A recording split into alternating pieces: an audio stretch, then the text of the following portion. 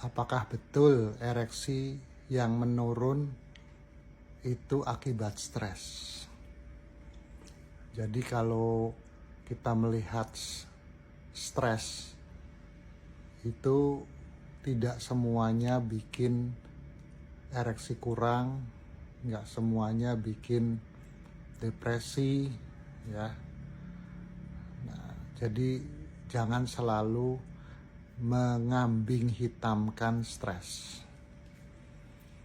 Jadi kalau kita merasa diri stres, kita nilai dulu stresnya itu karena apa.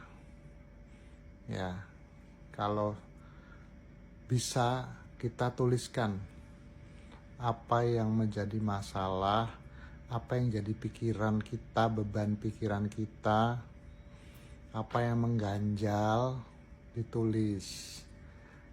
Kalau sudah ditulis, kan ada daftar tuh banyak. Lalu kita pilah-pilah nih, atau kita cari solusinya, langkah-langkah penyelesaiannya. Langkahnya itu penyelesaiannya belum tentu langsung ketemu.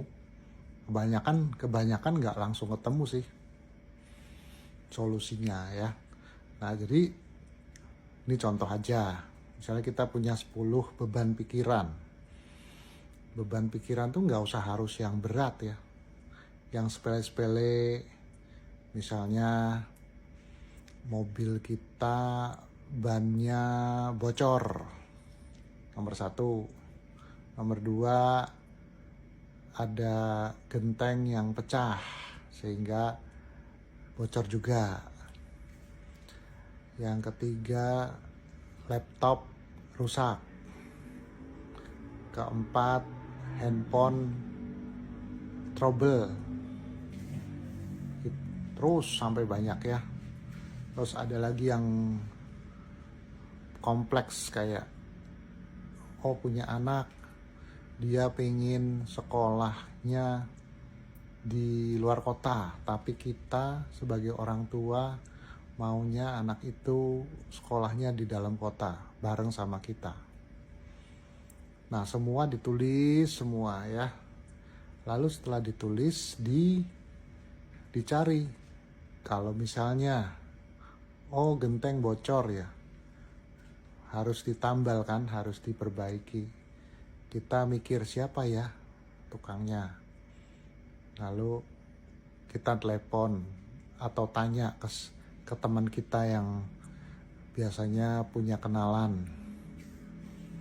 Lalu laptop rusak, harus menghubungi siapa. Kalau belum tahu ya tanya juga. Jadi step by stepnya itu ditulis sehingga kita nggak mikir semuanya.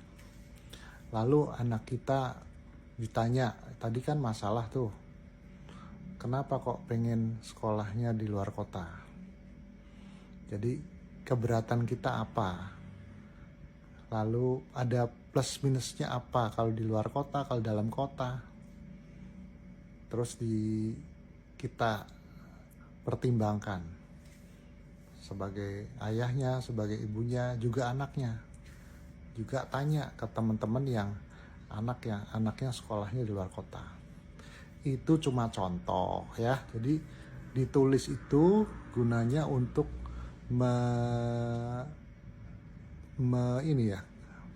mengurai kesulitan yang ada. Bukan mengurai kemacetan lalu lintas aja, ya. Ini kepancetan lalu lintas otak. Nah, kalau ini bisa menyebabkan sampai disfungsi ereksinya terganggu, lalu juga menyebabkan bisa ejakulasi dini atau hormon testosteronnya menurun, maka itu langkah-langkah tadi, stres yang tadi itu harus kita ringankan dengan mencatat, lalu juga membuat daftar, lalu kita melihat. Jadi kalau kita melihat kayak orang tuh seakan-akan lihat secara gambaran luasnya gimana. sehingga kita bisa mikir lebih jernih. Nggak semuanya ditaruh di otak sini nih, dijebol panas. Akhirnya Lola itu loading lambat Lola. Nah, jadi yang bisa ditulis. Jadi ada masalah besar, ada masalah kecil, yang berat, semua ditulis. Mungkin besok dilihat lagi, oh ada solusi lagi. Belum tentu ada solusi, tapi step-step pemikirannya itu kita lebih terurai, lebih mudah.